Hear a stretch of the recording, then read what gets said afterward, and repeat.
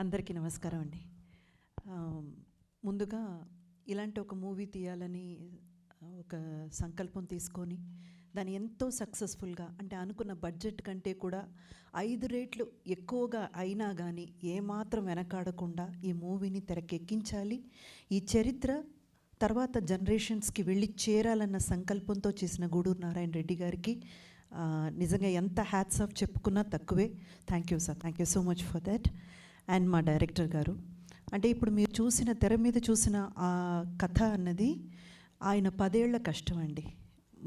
మనం చాలా ఈజీగా ఏం జరిగిందన్నది ఒక 2 లేకపోతే 2.5 అవర్స్లో మనం తెలుసుకోగలుగుతున్నాము. కానీ దానికి వెనక ఆయన పడ్డ కష్టం, ఆయన దానికోసం తీసుకున్న శ్రమ, కూర్చొని ప్రతీది ఆల్మోస్ట్ లైక్ ఒక ఇన్వెస్టిగేషన్ లాగా ఒకటి వెనక ఒకటి ఏం జరిగింది, దీంట్లో ఉన్న నిజాలు ఏంటి.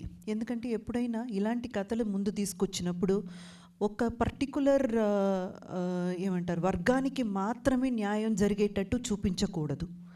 నిజం ఏదైతే జరిగిందో ఆ నిజాన్ని కళ్ళకు కట్టినట్టు నిజంగా చూపించాలి అన్న ఒక తాపత్రయంతో మా డైరెక్టర్ గారు అక్కడ ఏదైతే జరిగిందో అదే తీసుకొచ్చారు తెర మీదకి. సో ఎందుకంటే ఇందులో మీరు మూవీ చూసినట్టయితే మీకు అర్థమవుతుంది. చాలామంది తప్పర్థం పడతారు. ఏంటంటే ఇది ముస్లిమ్స్కి వ్యతిరేకమైన మూవీ, హిందూస్కి ముస్లిమ్స్కి మధ్య ఉన్న గొడవల గురించి. ఎస్, ఆ గొడవల గురించి మనం చూపిస్తున్నాము, కానీ ఏదైతే జరిగిందో అది చూపిస్తున్నాం. ఇందులో ఒక ముస్లిం జర్నలిస్ట్ క్యారెక్టర్ కూడా ఉంటుంది. ఆ పర్టికులర్ జర్నలిస్ట్ క్యారెక్టర్ అక్కడ జరిగేటువంటి దాని మీద అంతా, అంటే రజాకర్స్ ఏదైతే చేస్తున్నారో దాని మీద పోరాటం చేసేటువంటి ఒక ముస్లిం క్యారెక్టర్ కూడా పెట్టారు.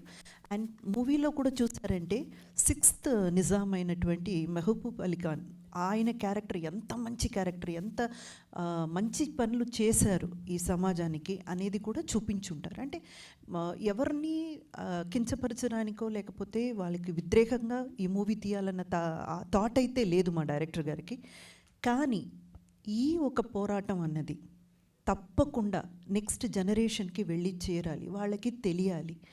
సో ఈ ఒక ప్రయాణంలో మనమందరం అర్థం చేసుకోవాల్సింది ఏంటంటే ఈ మూవీ తప్పకుండా మనం ఎందుకు చూడాలి.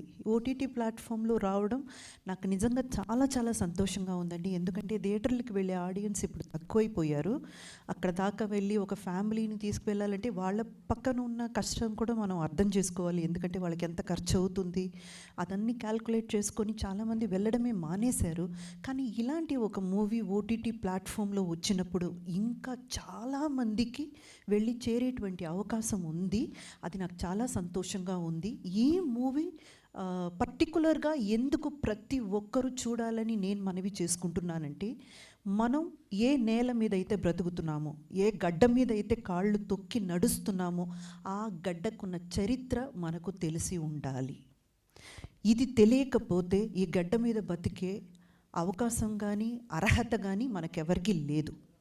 సో దయచేసి ప్రతి ఒక్కరు ఈ మూవీ చూడండి.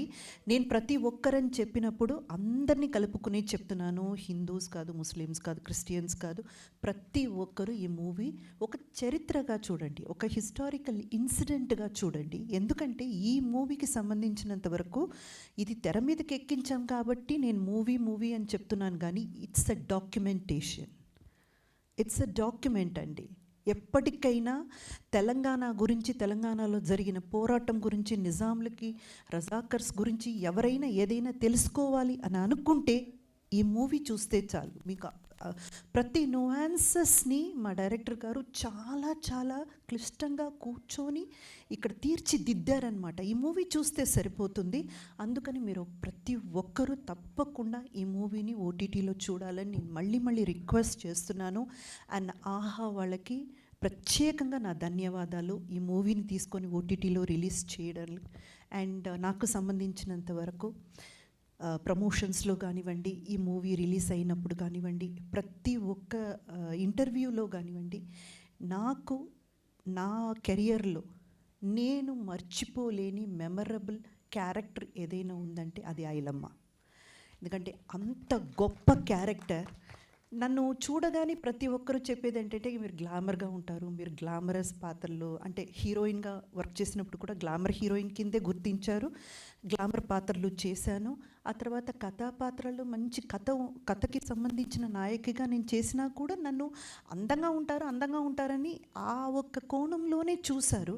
కానీ నిజంగా నాకు అర్థం కానిది ఏంటంటే ఈ ఐలమ్మ క్యారెక్టర్లో ఇంత గ్లామరస్గా అంటే ఒక వ్యవసాయం చేసి బ్రతికే ఒక కూలి పనిచేసే ఒక ఆడదిగా డైరెక్టర్ గారు నన్ను ఎలా ఆలోచించారు, ఆ డైమెన్షన్లో ఎలా నన్ను తీసుకురావాలని ఆయనకు ఐడియా ఎలా వచ్చిందో నిజంగా నేను రుణపడి ఉంటాను సత్యనారాయణ గారు. ఎందుకంటే అలాంటి ఒక పాత్ర ఏ ఆర్టిస్ట్కైనా ఒక వరం అంతే. ఐలమ్మ అన్న ఆ పేరుకున్నటువంటి ఇంపార్టెన్సు నేను ఈ ప్రమోషన్స్ కోసం తెలంగాణ అంటే కొంచెం లోతుగా వెళ్ళినప్పుడు ఇంటీరియర్ తెలంగాణలోకి వెళ్ళినప్పుడు నాకు అర్థమైంది ఆవిడ్ని ఎలా చూస్తున్నారంటే వీర మహిళగా కాదండి, ఒక దేవతలా చూస్తున్నారు. అంత గొప్ప పేరు ప్రఖ్యాతి ఉన్న ఒక క్యారెక్టర్ని నాకిచ్చి నిజంగా నా లైఫ్లో మర్చిపోలేని ఒక మంచి ఒక మూవీ ఇచ్చినందుకు thank you so much producer గారికి, డైరెక్టర్ గారికి. అండ్ ఎప్పటికీ నాకు ఒక మెమరబుల్ క్యారెక్టర్గా ఇది ఉండిపోతుంది. ఈ పర్టికులర్ మూవీకి సంబంధించి మీ అందరి దగ్గర అంటే మీడియా పీపుల్ ఇక్కడ చాలామంది ఉన్నారు, ప్రెస్ అండ్ మీడియా ఉన్నారు, మీ అందరికీ ఒక్క చిన్న మనవి, ఎన్నో విషయాలు మీరు తీసుకెళితే అది సంచలనం సృష్టించింది. ఎన్నో విషయాలు మీరు మనసు పెట్టి ముందుకి తీసుకెళితే అది వైరల్ అయ్యింది. దయచేసి మా మూవీని కూడా ఎంతవరకు నెక్స్ట్ జనరేషన్కి తీసుకెళ్ళగలరో మీ ప్రయత్నం అయితే మీరు పెట్టండి. Thank you so much. Wow, that's amazing Indraja గారు. Thank you so much.